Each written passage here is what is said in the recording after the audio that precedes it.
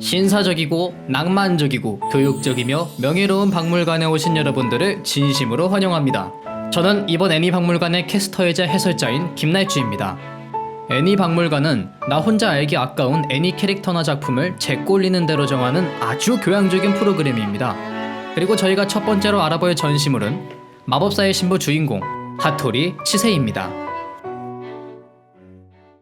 하토리 치세, 키는 155cm, 몸무게는 54kg으로 나이는 작중 첫 등장 시점 15세, 현재는 16세입니다. 성우는 타네자키 아츠미님으로 대표적으로는 장송의 프리렌의 프리렌, 스파이 패밀리의 아냐 포저 등이 있습니다. 가장 눈에 띄는 외형적인 특징은 일본인치고는 드물게 적발의 노관입니다. 이게 주연들 머리색만 유치원생의 크레파스로 색칠놀이 하는 것처럼 독특하지만 주변 인물들이 어떠한 일문도 갖지 않은 다른 작품처럼 단순한 애니적 허용이 아니라 작중 치세의 외형을 보고 일문을 가지는 인물들이 꽤 있는 걸 보아 공식 설정인 것 같습니다. 일단 간단한 줄거리부터 알려드리겠습니다. 마법사의 신부는 현대 영국을 배경으로 한 판타지입니다. 여러분이 익히 아는 마법, 엘프, 드래곤 같은 초자연적인 것들이 비밀리에 존재하는 세계죠. 그런 세계에서 주인공은 슬레이 베가라고 하는 특별한 체질을 타고난 인간입니다. 이 슬레이 베가라는 거는 마르게 생산이나 흡수가 뛰어나고 정령 같은 존재에게 사랑을 받는 그런 겁니다. 그러니까 쉽게 설명해서 마법 생명체들의 캣닙 같은 존재라는 겁니다. 근데 이 캣닙 향이 이끌려서 오는 고양이들이 전부 다 순한 개냥이는 아닐 거란 말이죠. 자칫 얀데레 같은 놈이 내 옆에다가 두고 영원히 함께 해야지 같은 마음을 먹으면 좆되는 거죠 그냥. 아무튼 그런 초자연적인 현상을 눈으로 볼 수 있는 치세는 어렸을 때부터 왕따를 당했습니다. 왜냐? 지 눈에는 지금 피아노 앞에서 베토벤 닮은 아저씨가 니나니나니 고릴라야 하고 있는데 주변 애들은 못 봐. 야 얘들아 저기 뭐냐? 뭐가 아무것도 없는데? 아니 답답한 새끼들아 저거 안 보이냐고. 뭐래 저거 미친놈인가? 그러니까 계속 이런 상태인 거야. 그래서 중학교에서부터 왕따를 당했습니다. 심지어는 가족한테까지 버림받았어. 아니 이게 버림받은 수준이 아니라 친아빠는 아예 집을 나가버리고요, 친엄마는 지 애가 보는 앞에서 스스로 목숨을 끊어버렸습니다. 이 모든 일이 치세가 초등학교 때 생긴 일입니다. 결국 어린 나이에 부모를 여의었으니까 친척 집으로 가게 되는데 애가 거기서도 니나니나니 고릴라야 이러고 있으니까 친척 입장에서는 어머 얘가 좀 아픈가? 소름 끼쳐. 이렇게 되어버려서 계속 이게 친척끼리 떠넘기기를 하는 거죠. 눈앞에서 엄마가 죽고 잦은 전학에 전학 갈 때마다 왕따 당하고 친척들이 서로 떠넘기는 그런 신세. 이 모든 일이 고작 중학생이 견딜 수 있는 수준이 아니잖아요. 그래서 치세는 안 좋은 선택을 하려고 합니다. 그때 경매장 직원이 나타나서 이렇게 말합니다. 당신을 원하는 사람에게 스스로 맡겨보지 않겠느냐고. 이 경매장은요, 우리가 아는 경매장이 아닙니다. 세계관이 판타지니까 당연히 초자연적인 것들을 경매하는 그런 경매장이겠죠. 치세는 거기다가 슬레이 베가라는 아주 특별한 존재니까 아주 비싸게 팔리겠죠. 삶에 대한 미련이 없는 치세는 자포자기하는 심정으로 경매장의 상품이 됩니다.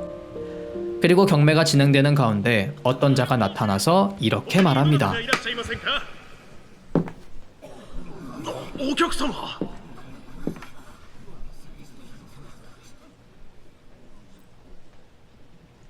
500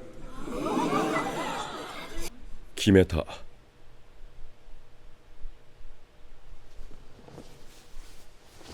僕の弟子にする。 대략적인 줄거리는 이게 끝입니다. 이후로는 치세가 여러 사건을 겪으며 성장하고 친구들을 만들며 점차 마음의 병을 치료해 나가는 전개로 이어집니다. 참고로 치세를 입양한 친구는 엘리어스라고 하는 센즈가 아니라 해골입니다. 직업은 마법사고요. 아까 봤듯이 치세를 자신의 제자로 만들기 위해 경매에 참가했습니다. 왜? 슬레이 베가는 아주 희귀하니까요. 이게 생각보다 중요한 포인트입니다. 이 애니가 진행되는 흐름이 절대적이진 않지만 대부분 슬레이 베가다, 납치, 난 센즈가 좋음 꺼져, 가지지 못할 바에 죽여버리겠어, 대략 이런 흐름이거든요. 그리고 이 친구 얼굴이 왜 이따구로 생겼는지 궁금하신 분들이 계실 텐데요. 스포라 자세히는 못 알려드리지만 대충 인간도 요정도 아닌 애매한 놈이라고 보시면 됩니다.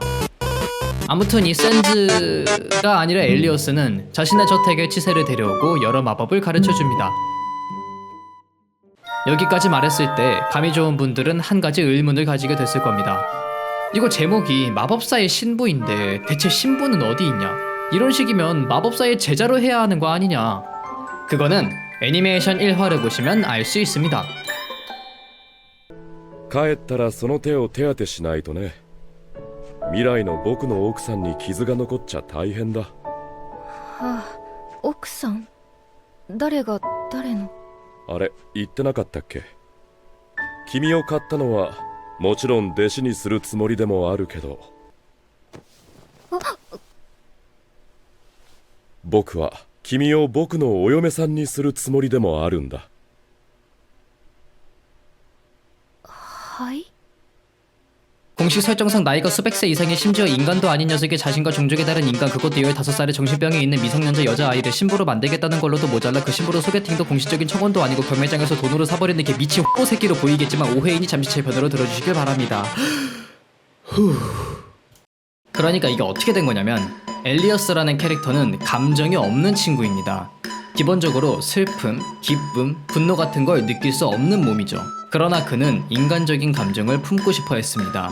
어느 날 엘리어스는 친구에게 가서 신부가 무엇인지 물었습니다. 그리고 친구는 이렇게 답했죠. 함께 사는 사람.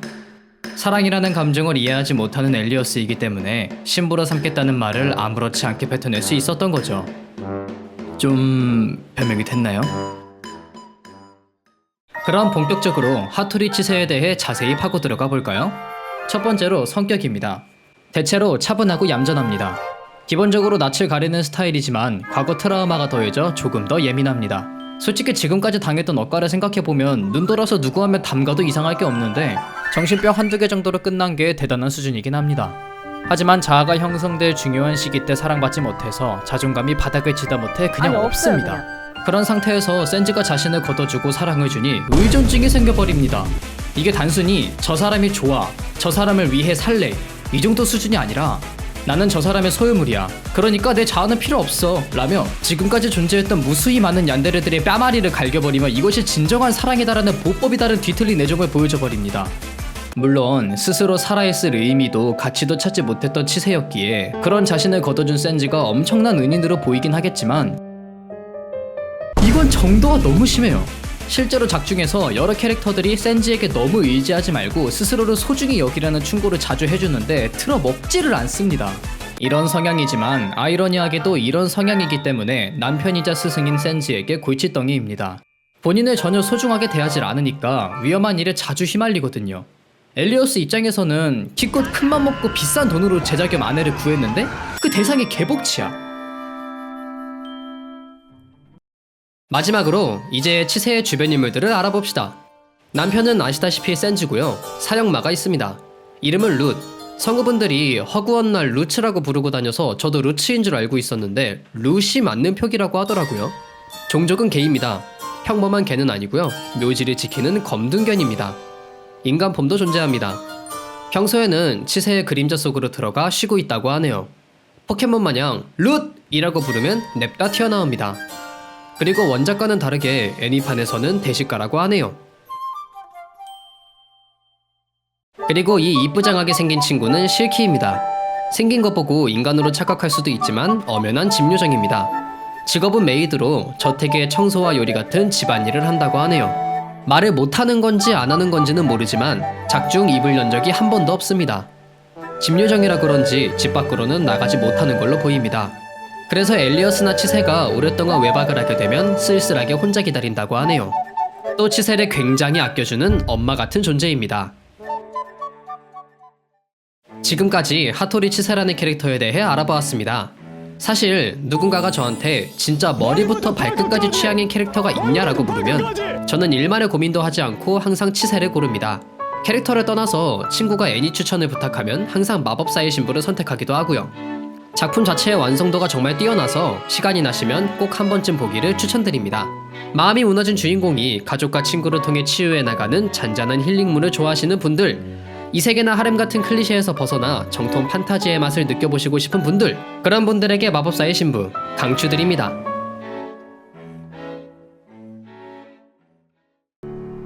これからはあなたの隣で一緒に歩いてもいいですか？